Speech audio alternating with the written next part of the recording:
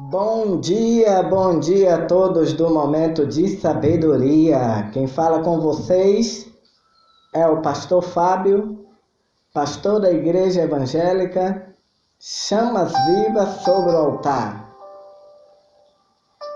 Nós estamos dando sequência na aula do Trinitarismo, Aula do Trinitarismo. E hoje nós vamos estar falando sobre como agia, através do Espírito Santo. Hegel, que fala do Pai como Deus em si, do Filho como Deus, se objetivando do Espírito Santo como Deus, retornando a si mesmo, que considera as três pessoas simplesmente como três aspectos de Deus. O Pai é Deus, e como a suficiente unidade de todas as coisas, o Filho é Deus, como passando a uma personalidade consciente no homem, e o Espírito Santo é Deus, vivendo na Igreja. Os socinianos da época da Reforma seguiam as linhas arianas, mas foram além de Ários, pois para eles Cristo era simplesmente o homem e o Espírito Santo apenas um poder ou influência. Eles foram os precursores dos unitários e também dos teólogos modernistas, que fala de Jesus como um mestre divino, identifica o Espírito Santo com o Deus imanente. Finalmente também houve alguns que, como considerava ininteligível a afirmação da doutrina de uma trindade ontológica, queria livrar-se dela e se satisfazerem com a doutrina de uma trindade econômica, uma trindade como se vê revelada na obra de redenção e na experiência humana. Exemplos de defensores desta ideia são Mose, Stuart, Alexander W.A. Bru. Temos prova bíblica da doutrina da Trindade. A doutrina da Trindade depende decisivamente da revelação. É verdade que a razão humana pode sugerir algumas ideias para consubstanciar a doutrina, e que os homens, fundados em bases puramente filosóficas, por suas vezes abandonaram a ideia de uma unidade nua e crua em Deus e apresentaram a ideia do movimento. Surgiram uma triplicidade, mas apenas uma pluralidade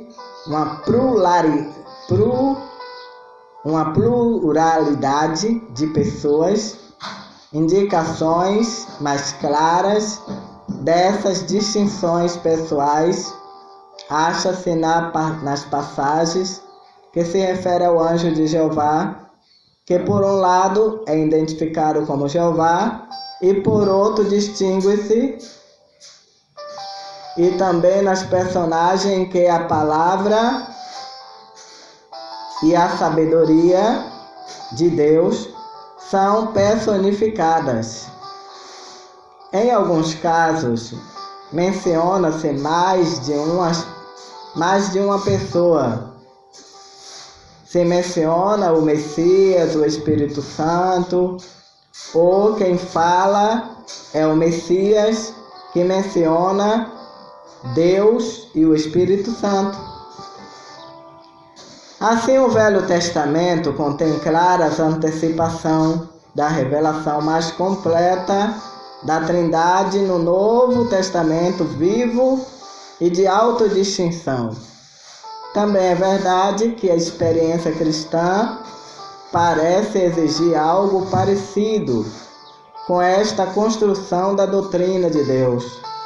Ao mesmo tempo, é uma doutrina que não teríamos conhecido, nem teríamos sido capazes de sustentar com algum grau de confiança somente com base na experiência em que foi trazida ao nosso conhecimento unicamente pela autorrevelação especial de Deus. Portanto, é de máxima importância reunir suas provas e escriturísticas. Vamos lá para as provas do Velho Testamento. Alguns dos primeiros pais da igreja, assim chamado, e mesmo alguns teólogos mais recentes, desconsiderando o caráter progressivo da revelação de Deus, opinaram que a doutrina da Trindade foi revelada completamente no Velho Testamento. Por outro lado, os socinianos e os arminianos eram de opinião que não há nada desta doutrina ali. Tanto aqueles como estes estão enganados. O Velho Testamento não contém plena revelação da existência trinitária de Deus, mas contém várias indicações dela. É exatamente isto que se poderia esperar. A Bíblia nunca trata da doutrina da Trindade como uma verdade abstrata, mas revela a substância trinitária e em suas várias revelações como uma realidade viva em certas medidas e conexão com a obra da criação e da providência, mas particularmente em relação à obra da redenção. Sua revelação mais fundamental é a revelação dada com fatos antes com a palavra, e esta revelação vai tendo maior clareza na medida em que a obra redentora de Deus é revelada mais claramente, como na encarnação do Filho, do derramamento do Espírito Santo, e quanto mais a gloriosa realidade da Trindade é exposta no fato da história mais clara, vão sendo as afirmações da doutrina, e deve ser mais completa a revelação da Trindade no Novo Testamento, ao fato de que o Verbo se fez carne e que o Espírito Santo fez da igreja a sua habitação, e tem-se visto por vezes prova da Trindade na distinção entre Jeová, Eloi, e também o plural Elohim, mas a primeira não tem nenhum fundamento e a última é, para dizer o mínimo, duvidosa. O Espírito Santo, ou a terceira pessoa da Trindade, é um nome aplicado à terceira pessoa da Trindade. Apesar de, se nós dizer em Jó 4:24 que Deus é Espírito, e o nome se aplica mais particularmente à terceira pessoa da Trindade, o termo hebraico com o qual ele é designado é ruach. É o grego que significa pneuma, ambos os quais, como o vocábulo latino spiritus, deriva de raízes que significa soprar, respirar, daí também pode ser traduzido por sopro.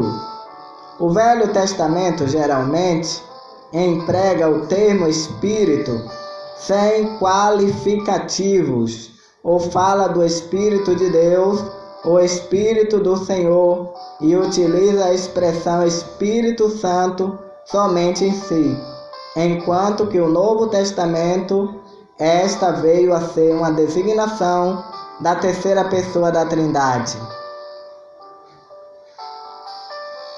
É um fato, meus irmãos, notável que enquanto o Velho Testamento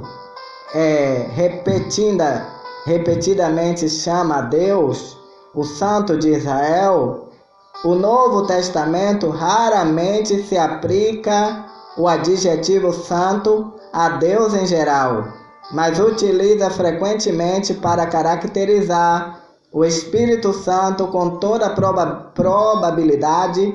Isto se deve ao fato de que foi especialmente no Espírito, suas obras santificadoras, que Deus se revelou como santo, e o Espírito Santo que faz a sua habitação nos corações dos crentes, que os separa para Deus e que os purifica do pecado. A questão de subordinação, claro, não há dúvida que nas formas de operação, como é tecnicamente conhecido, isto é, nas funções atribuídas a várias pessoas da Trindade, no processo de redenção, é mais amplamente em toda a matéria da relação de Deus com o mundo, se exprime de forma evidente o princípio da subordinação. O Pai é o primeiro, o Filho é o segundo, o Espírito Santo o terceiro. Nas operações de Deus, tal como nos está revelada, em geral, em muitos, especialmente nas operações pelas quais se cumpre a redenção, o que o Pai faz, o faz mediante o Filho, por meio do Espírito Santo.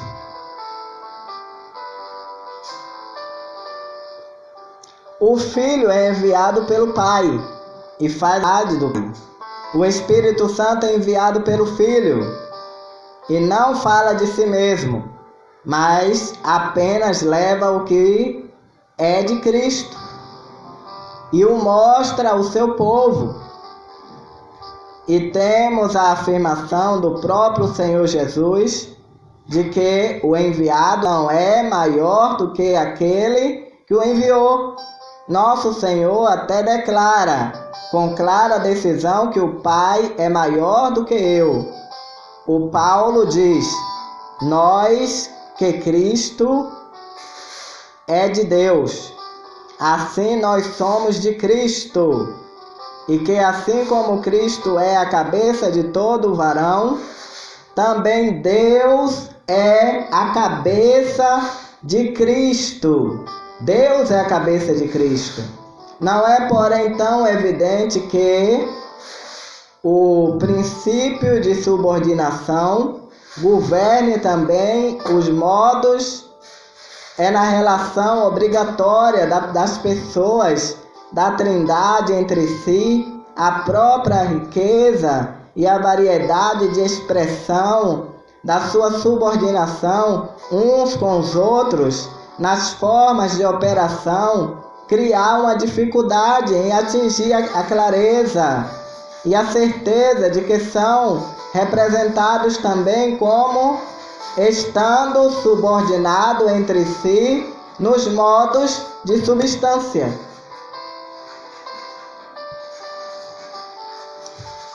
Meus amigos e minhas amigas, subordinarão em modos de operação podem muito bem ser consequência de uma convenção, um acordo entre a pessoa da Trindade, um pacto, como é tecnicamente designado, em virtude do qual uma determinação uma determinada função na obra da redenção é voluntariamente aceite por cada uma delas. Portanto, é muitíssimo desejável, pelo menos, que provas definitivas da subordinação em modos de substância seja descoberta antes que esta seja aceite com fatos provados. No caso da relação do Filho para com o Pai, há ainda a dificuldade da encarnação, em que o Filho, em virtude de ter assumido a natureza de uma criatura em união consigo próprio, entre novas relações com o Pai, caracterizada por um aspecto deliberativamente subordinado. Meus amigos, nós acabamos de encerrar agora a aula sobre o Espírito Santo e deixa eu ver se dá tempo eu dar um pouquinho da aula, dá tempo eu falar um pouco, aula 10, histórico e traduções das Escrituras. Eu quero falar um pouco da aula 10, traduções das Escrituras. Eu quero dizer, irmã Doris, irmã Fernanda, irmã Maria Francisca, aluna assídua que responde tudo, vocês estão de parabéns, vocês estão respondendo tudo corretamente. Eu quero falar e quero que vocês prestem atenção sobre o histórico e traduções das Escrituras. Eu quero dizer que a Bíblia em si recebe outros nomes, como Palavra de Deus. A Bíblia recebe vários nomes. A Bíblia recebe o nome de Palavra de Deus, de Sagradas Escrituras. A Bíblia recebe o nome de Lei. A Bíblia recebe o nome de Lei e os Profetas. A Bíblia recebe o nome de Livros Sagrados. A Bíblia recebe os nomes de Sagradas Letras. A Bíblia recebe o nome de Divina Revelação. E daí por diante. Então eu pergunto à irmã Doris, a irmã Maria Francisca e a irmã Fernanda. Eu quero que você fale um pouco do histórico das traduções das Escrituras. A Bíblia em si recebe outros nomes? Quais são? Aí vocês vão me dizer, a Bíblia em si recebe outros nomes? Quais são os nomes? Aí eu vou colocar aqui.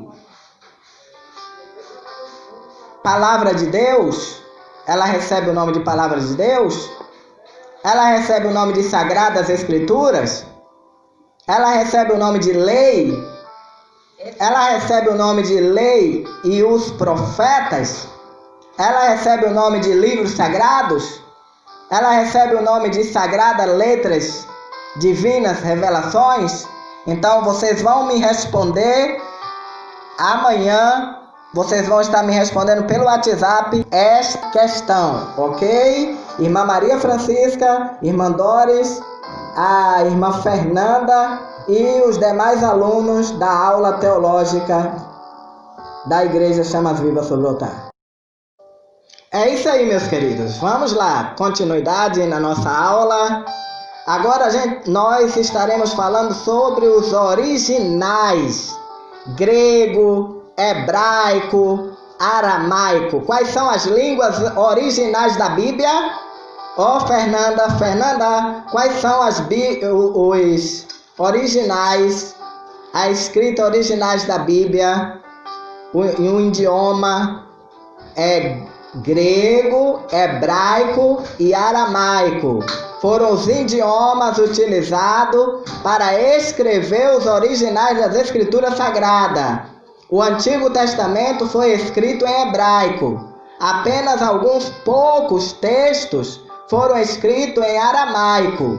O Novo Testamento foi escrito originalmente em grego, que era a língua mais utilizada na época. Então, eu pergunto à irmã Maria Francisca, quais são as línguas originais da Bíblia? Aí você tem que me responder, irmã Maria Francisca, grego, hebraico e aramaico. São as 3 línguas, mas também tem a linguagem Cone. O Cone também é a linguagem também faz parte, mas isso já é do Novo Testamento. Mas do Antigo Testamento é o grego, o hebraico e o aramaico. Esses são, sim, foram os que foi mais utilizado para a transcrição da Bíblia Sagrada. Os originais da Bíblia são a base para a elaboração de uma tradução confiável das Escrituras. Porém, não existe nenhuma versão original de manuscrito da Bíblia, mas sim cópias de cópias de cópias e todos os autógrafos, isto é, os livros originais como foram escritos pelos seus autores, se perderam. Naquela época se perderam, mas houve as edições do Antigo Testamento em hebraico e do Novo Testamento em grego, que se baseia nas melhores e nas mais antigas cópias que existe e que foi dada graças à descoberta arqueológica. Vamos lá agora. Agora vamos para a tradução do Antigo Testamento. A Comissão de Tradução da SBB usa a Bíblia Stuttgartensia, publicada pela Sociedade Bíblica Alemã. Já para o Novo Testamento é utilizado o De Green New Testament, editado pela Sociedade Bíblica Unidas. Essas são as melhores edições do texto hebraico, grego que existe hoje, disponível para os tradutores. O Antigo Testamento em hebraico, muitos séculos antes de Cristo, escribas, sacerdotes, profetas, reis, poetas do povo hebreu mantiveram registrados de sua história e de seu relacionamento com Deus. Este registro tinha grande significado e importância em suas vidas, e por isso foram copiados muitas vezes e passados de geração em geração. Com o passar do tempo, esses relatos sagrados foram reunidos em coleções conhecidas por a lei, os profetas e as escrituras. Esses 3 grandes conjuntos de livros, em especial o terceiro, não foram finalizados antes do Concílio Judaico de Jamina, que ocorreu por volta de 95 depois de Cristo. A lei continha os primeiros 5 livros da nossa Bíblia. Já os profetas incluíam Isaías, Jeremias, Ezequiel, os 12 profetas menores, Josué, Juízes, Samuel, Reis, e as Escrituras reuniam o grande livro de poesia, os Salmos, além de Provérbios, Jó, Esté, Cantares de Salomão, Ruth, Lamentações, Eclesiastes, Daniel, Esdra, Neemias e 1º e 2º Crônicas. Os livros do Antigo Testamento foram escritos em longos pergaminhos, confeccionados em pele de cabra e copiado cuidadosamente pelos escribas. Geralmente, cada um desses livros era escrito em um pergaminho separado, embora a lei frequentemente fosse copiada em 2 grandes pergaminhos. O texto era escrito em hebraico, da direita para a esquerda, e apenas alguns capítulos em dialetos aramaicos. Hoje se tem conhecimento de que o pergaminho de Isaías é o mais remoto trecho do Antigo Testamento em hebraico. Estima-se que foi escrito durante o século II a.C. e se assemelha muito ao pergaminho utilizado por Jesus na sinagoga em Nazaré e foi descoberto em 1947, juntamente com outros documentos, em uma caverna próxima ao Mar Morto.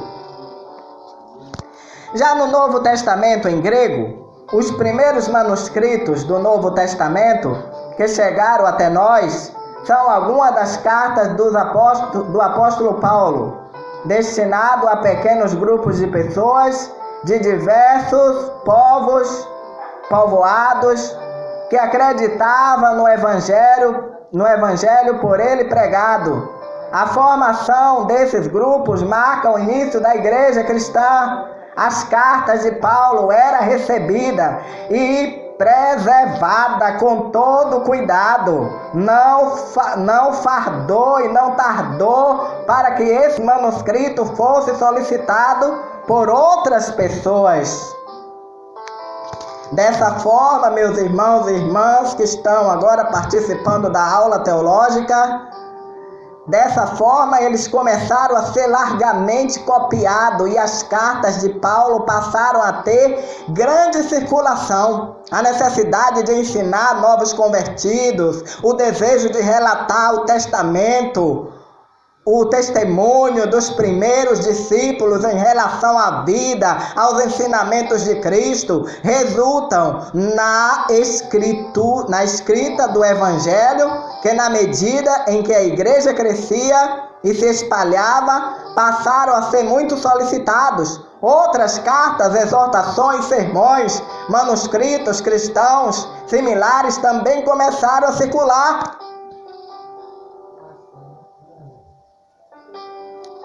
O mais antigo fragmento do Novo Testamento hoje conhecido é o pequeno pedaço de papiro, escrito no início do século II depois de Cristo. Nele estão contidas algumas palavras de João 18, 31, 33, além de outras referentes aos versículos 37 e 38. Nos últimos 100 anos descobriu-se uma quantidade considerável de papiros contendo o Novo Testamento e o texto em grego do Antigo Testamento. Outro manuscrito, além dos livros que compõem o nosso atual Novo Testamento, havia outros que circulavam nos primeiros séculos. Era cristã, como a Carta de Clemente, o Evangelho de Pedro, o Pastor de Hermas e o de Dax, o Ensinamento dos 12 Apóstolos. Durante muitos anos, embora o Evangelho e as cartas de Paulo fossem aceitos de forma geral, não foi feita nenhuma tentativa de determinar quais dos muitos manuscritos eram realmente autorizados. Entretanto, gradualmente, o julgamento das igrejas, orientado pelo Espírito Santo de Deus, reuniu-se a coleção das Escrituras, que constituía um relato mais fiel sobre a vida e o ensinamento de Jesus. No século IV depois de Cristo, foi estabelecido entre os concílios da Igreja um acordo comum e o Novo Testamento foi constituído. Os dois manuscritos mais antigos da Bíblia em grego pode ter sido escrito naquela ocasião o grande Codex Sintáticos e o Codex Vaticanus. Estes dois inestimáveis manuscritos contêm quase a totalidade da Bíblia em grego. Ao Novo Testamento, aproximadamente 20 manuscritos do Novo Testamento, quanto ao teólogo proclamou e impôs o cristianismo como única religião oficial do Império Romano.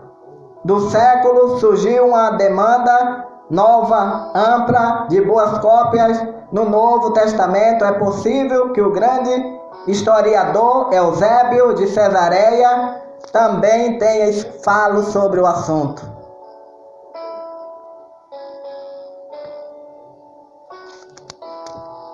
Bem, vamos encerrar nossa aula por hoje, orando ao Senhor.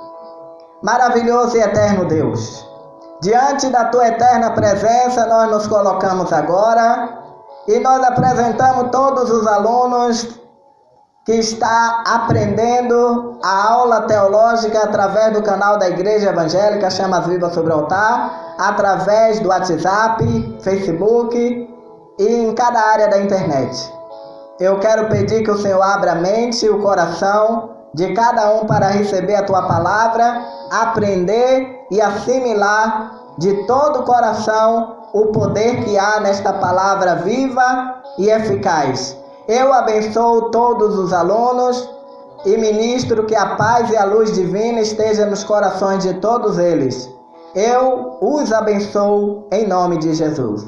Eu quero falar com você, se você está gostando das aulas, compartilha pelo WhatsApp, compartilha também, entra no YouTube e lá pesquisa Igreja Evangélica Chamas Vivas sobre o Altar. Aí você vai se inscrever no meu canal e você vai estar dando um like e deixando o seu comentário. Você quer também me seguir no Instagram? Você vai colocar Pastor Fábio Silva 11. Pastor Fábio Silva 11. Ok? Então, estamos chegando ao final da nossa programação de hoje. Eu quero falar com vocês, meus amados e queridos ouvintes da Palavra de Deus, de que estamos precisando de vocês. Estamos precisando da ajuda de vocês para a construção da Igreja Chamas Vivas sobre o Altar, lá em Itapevi. Se você quer ser um colaborador, solicite aí nos comentários o número da conta e eu vou estar passando para você e você vai ajudar a obra de Deus. Que a graça do Senhor Jesus Cristo e o grande amor de Deus e as consolações do Espírito Santo estejam nos corações de todos vós e vocês dizem amém, graças a Deus.